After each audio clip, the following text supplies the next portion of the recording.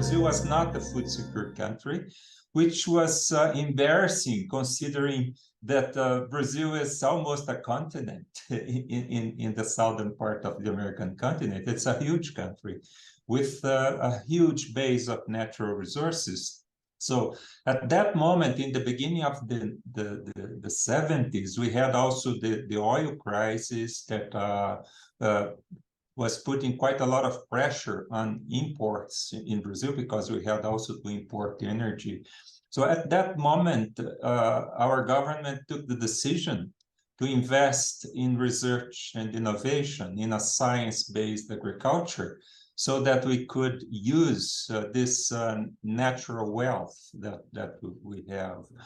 And Embrapa was created in that moment. And a very important thing, Embrapa was created with a very defined mission to assure that Brazil could become a food secure country in the shortest period of time.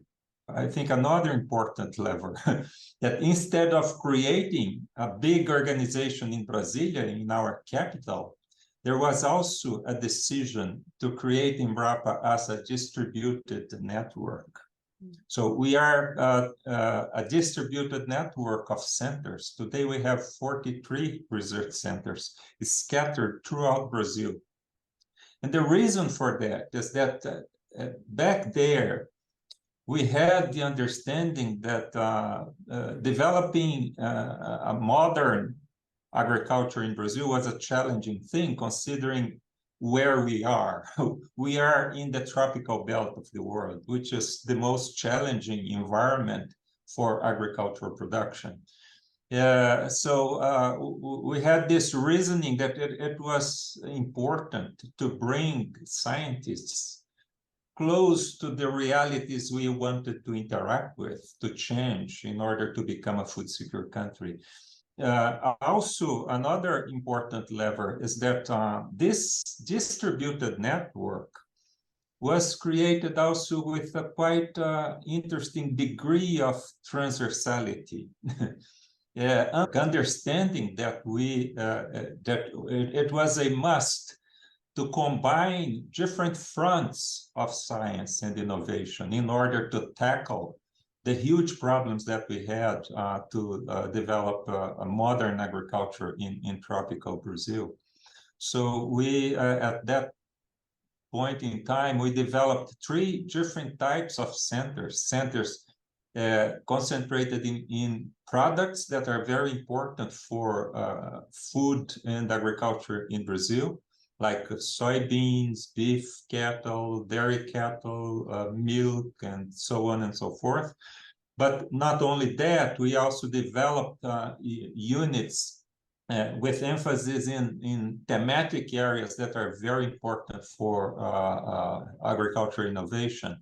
Genetic resources, biotechnology came later, soil sciences, and several agrobiology, several thematic areas that complemented with the product emphasis in order to tackle problems. And also, we developed a third kind of centers, which were the eco-regional centers, because Brazil is very diverse. We are very fragmented. The environment here is quite fragmented. We have different conditions. We have the tropical forests in the north, the Amazon, so-called Amazon, but we have in Northeast a semi-arid, a huge semi-arid region. We have lowlands in the western part of the country, which is called Pantanal. So in fact, we have 6 different biomes in Brazil. Like the central part of Brazil, 200 million hectares, it's a savanna, just like the savanna in sub-Saharan Africa. So we developed centers connected to those different realities. So this transversality, this transversal look at agriculture innovation, looking not only at the specific problems or at specific disciplines, but also different ecoregions with very specific conditions and challenges to be tackled. I think that was also a very important part of this, the conceptualization of Embrapa. With time, we incorporated other aspects that also came to be quite important when we consider the trajectory of Embrapa, which is completing this year 50 years. Our scientists were little by little engaged in public dialogue and public discussion of public formulation and policy improvement. So that in these 50 years, most of the important public policies that have been implemented in Brazil have engagement of Embrapa, providing quality information, providing insights. More recently, we incorporated very much this concept of scenario analysis, scenario thinking, modeling, and so on and so forth, to provide to policymakers the best information in order to improve their decision. The other important thing about Embrapa, which is quite distinctive when we consider other organizations around the world, it's the exposure to the media. We also understood very early that as a mission organization, this understanding within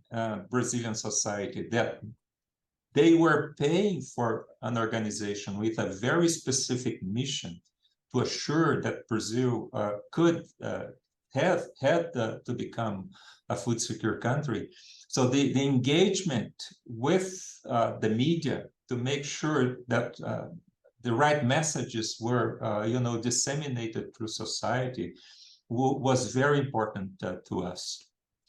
And maybe the last thing that I want to highlight is impact assessment. Embrapa has for, I believe now, for close to 25 years, its impact assessment published every year. So every year we have a sample of technologies, innovations developed by us that are studied over time, and we developed a model of impact assessment. So every year we tell society that for every real invested in Embrapa returns to society X amount. This number, it's around, over the years, it's around 9 to 12, sometimes even 15 reais returned to society for every real that society invests on us.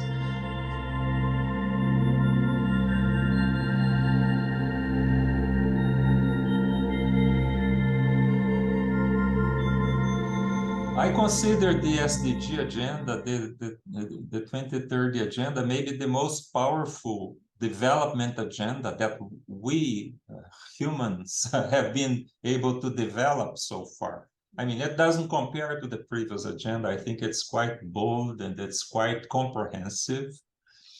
But the criticism that I have in relation to the 2030 agenda and the SDGs, and in a way it connects to everything I told you, is that there are too many, too many challenges, fragmented. And I think that 17 is too much. And in a way, it reflects the manner of, the setup of our organizations, the setup of governments. And this fragmentation to look at the challenges and to try to understand and to tackle them, this is something that we scientists, we work on this logic. Disciplines and sciences are nothing more than this. I mean, looking at a very complex reality, breaking it apart so that we have capacity brain and handles to deal with the complexity. The big problem is to put things back together so that we are able to understand and to deal with very complex situations. So I think that despite the value of the 2030 agenda, the importance of the SDGs, I think they have almost the same defects that the UN, the universities, the governments have. That's this very fragmented, vertical silo mode of organization. And I think my thinking is that this mode of organization and management, our institutions, they became, say, it's a heavy word, but I think it's almost this, a bit outdated. When we compare the kind of problems that are emerging and the kind of organizations that we have, the kind of management strategies that we have, the kind of strategic agendas that we have many problems because of this fragmentation. And we have a huge challenge here is how to bring more transversality into our organizations, into our mode of thinking and formulating and implementing agendas, especially development agendas. I think in a way, my organization is a bit ahead of this because we've been forced to abandon this mode of operation back there, way back there, because we understood that if we applied the usual mode of operation of universities, with a department of soils, a department of breeding, a department of this, a department of that, and not many windows, you know, for these people to communicate and to interact. So progress would be quite slow. And we were fortunate because we had a central governance that was able to handle the complexity of this, which is not the same when we talk about large and complex global organizations like the UN, like FAO, and so on and so forth. You know, Mariana, you probably know Mariana Mazzucato, an economist that I like very much, and she published this book recently, The Mission Economy, basically saying that in order to tackle the problems with the dimension and complexity that they are coming, we have to have the capacity to bring many together for, you know, to embrace specific and challenging missions. The thing is, where is the leadership to drive this change, to drive this formulation? And probably the biggest problem that we have today is the level of leadership that such an endeavor would take. And I really don't have even a way to speculate on that, unfortunately.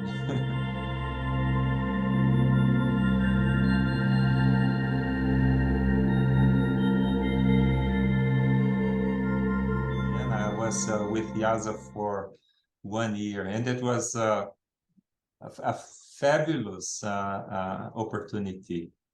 And also I have a close contact with the Director General of FAO. I'm a member of an advisory group. And when I had a chance to talk to him, just me and the Director General, I told him about my experience at IIASA. And I told him what IIASA is, how this organization is set, how it's, you know, what is the agenda in this organization. Because I think that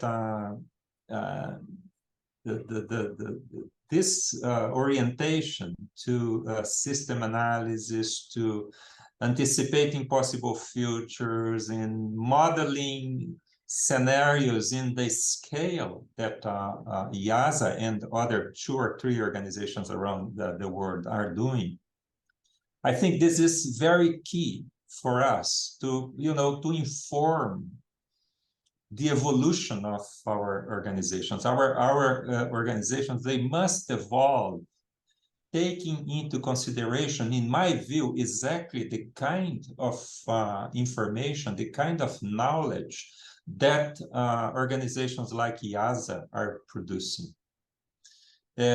Unfortunately, there aren't many organizations around the world producing this kind of knowledge, this kind of information, taking this kind of approach, a systems-oriented approach.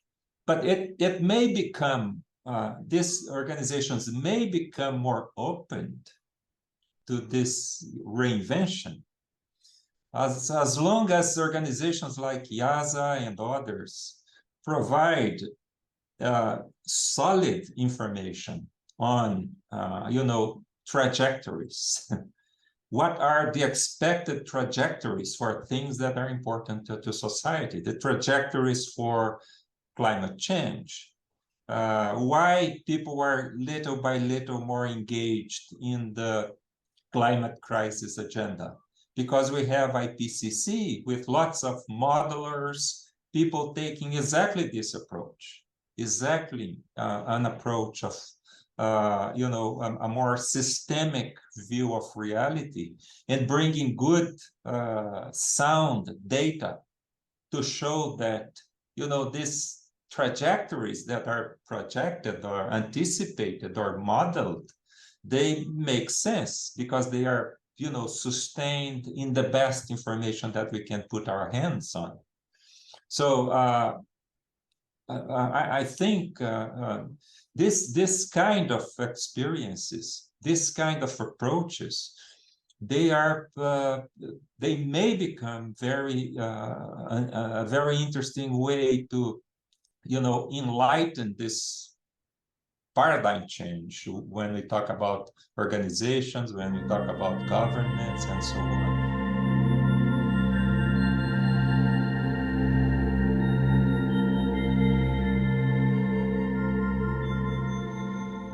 I was very excited when my colleagues at IIASA told me about this, and even more when I was invited to participate. I already knew this experience of the TwR 2050, the world in 2050. And in a way, this is, I think, an advancement of that. And I think considering the leadership of IIASA, the whole that IIASA has to accomplish when we talk about big and transboundary challenges ahead of us as a society, I think IIASA is the right locus to lead this kind of initiative. And I think this project, in many ways, it's an opportunity for an awakening. I thought that the paper that they wrote, it's quite bold because they are pointing to things that we don't see very much discussed. Things related to power, things related to asymmetries, things related to problems, serious problems of capitalism, of democracy, of justice. So we must have organizations bold enough to put these things in evidence, because these are matters that must be discussed and must be discussed in a reasonable way with the best science and the best knowledge, supporting it. That's why I think this initiative is so important, and why I'm so glad to be part of it, and looking forward to contribute and obviously to benefit.